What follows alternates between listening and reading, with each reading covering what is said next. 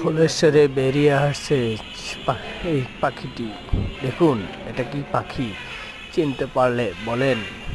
অনেক কিছুই আমাদের বোঝা যায় না কিভাবে খোলস থেকে বেরিয়ে আসে।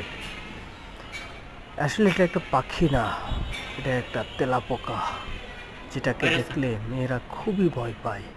কিন্তু তার খোলসটা কি একটু ছোট হয়ে আছে, তার পুরা দেহটা এই ছোট খোলস থেকে বেরিয়ে আসছে।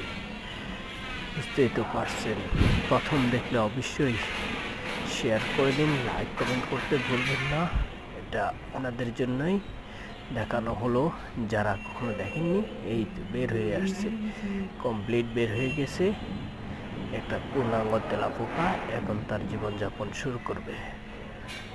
সবাই ভালো থাকবেন, আল্লাহ হাফেজ। বাংলাদেশ জিন্দাবাদ।